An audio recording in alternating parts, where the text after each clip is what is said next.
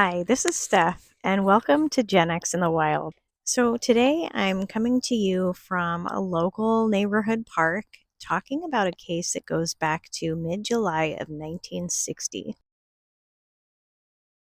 July 12th, 1960, a young boy by the name of Bruce Howard Kremen disappeared from the Buckhorn Flats campground in the Angeles National Forest. This is in the hills of Southern California. According to two articles that I found from the Los Angeles Mirror going back to the 15th and 16th of that year, Bruce was on this trip. He was with a group of about 46 or so other kids and some camp counselors. They hiked up about 6,000 feet to this campground, and Bruce just kind of vanished. According to one report, he had refused to go with his group to the Mount Waterman ski lifts for whatever reason. This is a 6-year-old boy we're talking about, just shy of his 7th birthday, and he decided not to go, so he stayed behind. And according to 4 boys, they told police that they were going to meet up with him. I don't know if they were going to ride their bikes or meet up at this creek, but for whatever reason, Bruce did not arrive, so they went on without him.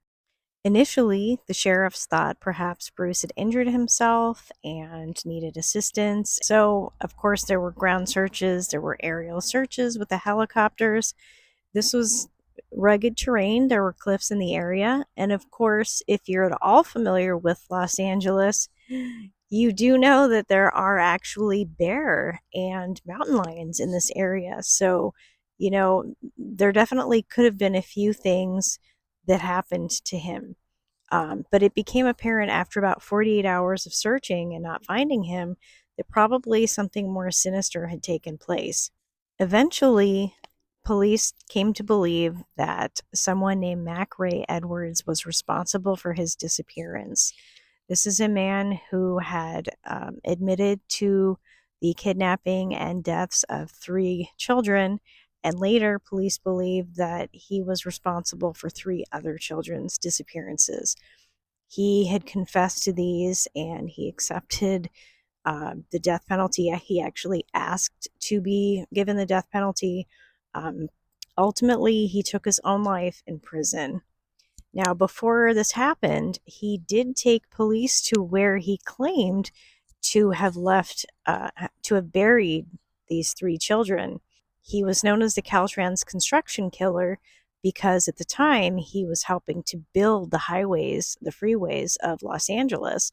And he said that at least one of them had been buried under the 23, which was in the process of being built at the time. He was a heavy equipment operator, so he definitely had the means to dispose of the bodies in this particular way. In 2007, police went and kind of tried to dig in these areas using ground penetrating radar and cadaver dogs. And as far as I can tell, nothing came of those searches. It is believed because of the age ranges that he was taking and the locations of where, Bruce would have been, that Mack Ray Edwards was responsible.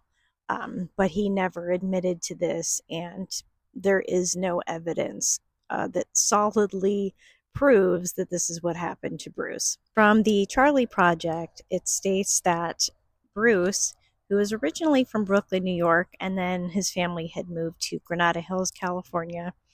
He was born July 21st, 1953, so it wasn't quite yet his 7th birthday when he disappeared. He was 4'5" tall. He weighed about 65 pounds with brown hair and brown eyes. At the time of his disappearance, Bruce was wearing blue jeans and a white t-shirt with the words Summer Fun Camp on the front. The author Stacy Horn, who wrote the book Unbelievable: Investigations into Ghosts, Poltergeists, Telepathy, and Other Unseen Phenomenon, had asked the University of Central Arkansas Archives to find any information on something known as the Harold M. Sherman Papers. Apparently, this is a man who either was a psychic or thought he had psychic abilities, And he had reached out to Bruce's parents and told them that he believed that their son had been murdered. In one of the letters found in this group of papers was something pretty interesting, that the Kremen family had cut themselves off from this person. They wanted nothing to do with him. One, they had hope for their son to be found. Two, it's pretty disturbing to have someone you don't know tell you that your son has been murdered. But also, it was so upsetting for Bruce's mom to hear this information that her husband, Bruce's dad, basically cut off everyone from giving her information that would negatively affect her. This letter states that Mrs. Kremen has been threatened with a nervous breakdown, and Mr. Kremen did not wish any adverse report to be given to his wife. Etta, Bruce's mom, died in March of 2008. But for all those years since her son's disappearance, there were instructions given for police not to contact her directly with any information as to, if Bruce's remains had been found or anything like that, and that this information should instead be given to her older surviving son. So, unfortunately, Bruce still has not been found, and his parents went to their graves not knowing what happened. It's really tragic. In the description of this video, I'm going to put the contact information for the person who is currently responsible for this particular cold case. Bruce's parents are no longer with us. As far as I know, his brother is. So I'm sure he would love anyone with information to come forward. The chances are pretty slim after all this time. However, you just never know. I appreciate your time listening to this case. I know it's an old one, but it was one that I thought was interesting. It's been kind of in my mind for quite a while, and I just wanted to share it. Take care of yourselves and stay wild.